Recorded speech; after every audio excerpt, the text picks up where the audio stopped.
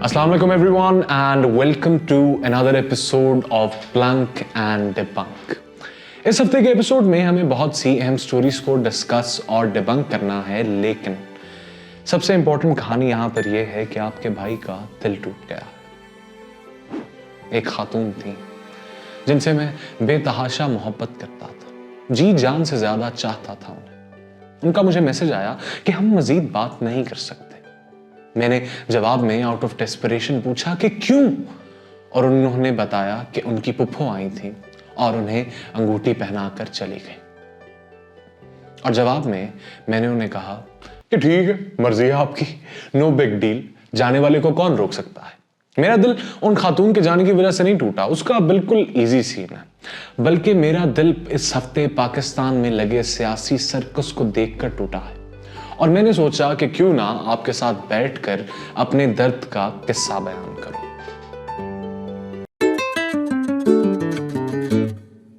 जनाब शाहजेब खानजादा साहब ने जिंदगी में दो ही शौक रखे हैं, फिटनेस और सनसनी। अब फिटनेस तो एक ऐसा शौक है जो हम में से हर किसी को रखना चाहिए। हमारा जिस्म हमारे रब की एक नेमत है, हमें इसका भरपूर ख्याल रखना चाहिए। It's a good thing. और फिटनेस में शाहजेब खानजादा का मुकाबला सहाफत की दुनिया में तो एटलीस्ट कोई नहीं कर सकता, लेकिन सनसनी में और कंट्रोवर्सी क्रिएट करने में इनका मुकाबला सिर्फ well, now that I think about it, सनसनी और कंट्रोवर्सी में भी शाहजेब खानजादा साहब का मुकाबला सिर्फ स्टार प्लस के ड्रामे कर सकते हैं।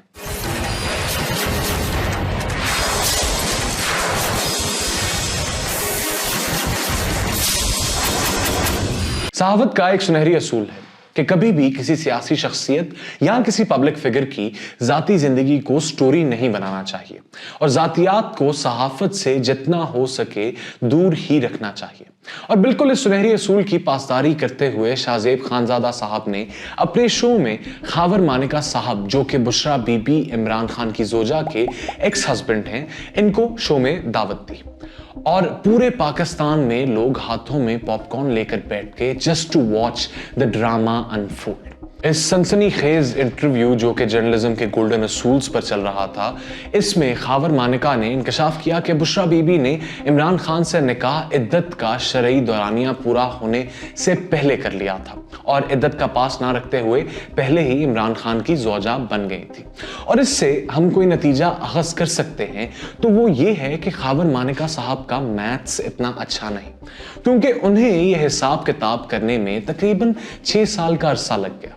क्योंकि खावर मानिका की एक पुरानी वीडियो जैसे ही उनका शाहजेब खानजादा के साथ इंटरव्यू सर्कुलेट करने लगा तो उनकी वीडियो सोशल मीडिया का गिर्द करने लगी, जो 2017-18 में सोशल मीडिया पर पब्लिश की गई थी, जिसमें खावर मानिका साहब इमरान खान को एक बाकिरदार शख्स कह रहे थे और खान साहब और बुशरा बीबी की तारीफों के लातादाद पुल बांध रहे थे। कि मेरी साबका एहलिया बुशरा बीबी, मैं सिर्फ बड़े क्लियरली और अल्लाह ताला को हाजिर नाज़िर जान के कहता हूँ कि दुनिया की इससे पाक बीबी मैंने नहीं देखी, दुनिया की पाक तरीन बीबी है। और फिर इमरान खान का जो हमारे इस स्पिरिचुअल घर का एक मुर्शिद बुशरा खाना समझता है, उनके बारे में ऐसी बातें सुन के मुझे निहायत दुख हो रहा है, क्योंकि उस जैसा भला आदमी मैंने नहीं देखा। अल्लाह ताला की ज़ात उसे सेहत तंदुरुस्ती सलामती दे और इज्जतें दे। वो शायर ने क्या खूब कहा है कि बदलता है रंग माने का कैसे कैसे। इस सब सूरत हाल के चलते इमरान खान के रिप्रेजेंटेटिव लतीफ खोसा ने बताया कि खान साहब का इस पर रिस्पॉन्स था बेसिकली कि जा यार तंग ना कर। कहते इससे बड़ा झूठ का मंबा नहीं हो सकता है जो उसने किया है, लेकिन फिर कहने लगे जो 2 माह से जो किसी और की तहवील और कस्टडी में है उससे जो मर्जी उगलवा ले और कहलवा ले, वो कह रहे थे कि यार तंग न कर। अब इस सूरत हाल के चलते इंपॉर्टेंट बात यह है कि इस सब में कुछ भी इंपॉर्टेंट नहीं, this is a non issue जिसको हमने एक इशू में तब्दील कर दिया है। और ही सेड शी सेड की इस गेम में हम असल मुद्दा भूल गए हैं, वो है पाकिस्तान में सहाफत का गिरता हुआ मयार और खास तौर पर पाकिस्तानी मेन स्ट्रीम टीवी पर सहाफत का गिरता हुआ मयार। और जैसा कि मेरे साथ पढ़े इस खौफनाक से पोस्टर पर लिखा है, टीवी इज डेड। यार एक आखिरी दफा रिक्वेस्ट है, ये पोस्टर हटा दो, बहुत खौफनाक है। It's terrifying actually. नहीं, कोई चांस नहीं है। खैर, इन अदर न्यूज, पाकिस्तान की वर्किंग क्लास से ताल्लुक रखने वाले एक आम आदमी मलिक रियाज को अदालत ने ज्यादा नहीं, यही कुछ 190 मिलियन बरतानवी पाउंड यानी 67 अरब रुपए पाकिस्तानी इनके लिए तलब किया। इसके साथ साथ मलिक रियाज साहब का बहरिया टाउन सेटलमेंट का केस, जिसमें कोई 400 अरब की अदायगी पेंडिंग थी, ज्यादा कोई नहीं, महज 400-450 अरब रुपयों के लिए एक आम आदमी को परेशान करना कहां का दस्तूर है। हुआ कुछ यूं कि 2019 में मलिक रियाज साहब ने यूके की नेशनल क्राइम एजेंसी से 190 मिलियन पाउंड की एक सेटलमेंट की, आउट ऑफ कोर्ट सेटलमेंट, और यूके की एनसीए ने यह रकम चुपचाप अच्छे बच्चों की तरह पाकिस्तान के हवाले करने का फैसला किया। और 2022 में नैब ने इमरान खान को इस सिलसिले में तलब कर लिया और 190 मिलियन पाउंड्स के केस में इमरान खान से पूछा कि यह पैसा जो कि रियासत पाकिस्तान का है वो किधर गया।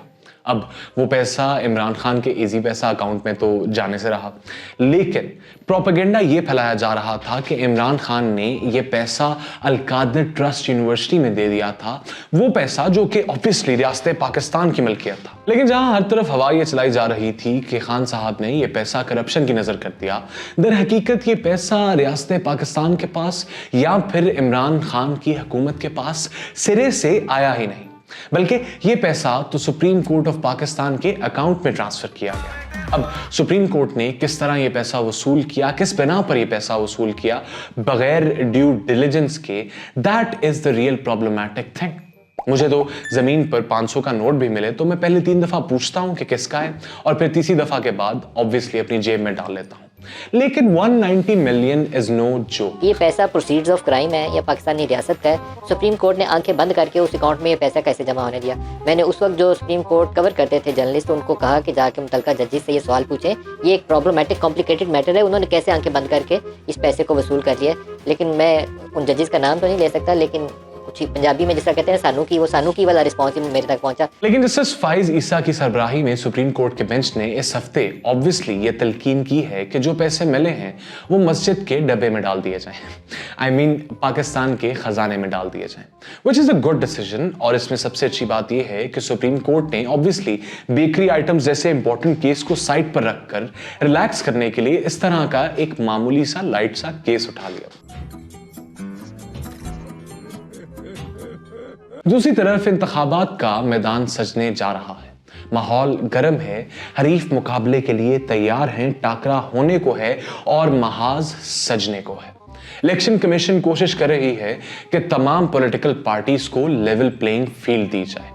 वेल, तमाम को नहीं, मां सिवाय एक सर्टेन पॉलिटिकल पार्टी के। और इस बात का नोटिस ले लिया है पेशावर हाई कोर्ट ने, और इस बात की तलकीन की गई है हाई कोर्ट की जानिब से निगरान हुकूमत को कि अगर पीटीआई को फ्रीली सियासी सरगर्मियों की इजाजत ना दी गई या आजादी ना दी गई तो निगरान चीफ मिनिस्टर को तलब कर लिया जाएगा और फिर आ जाएगी उनकी शामत।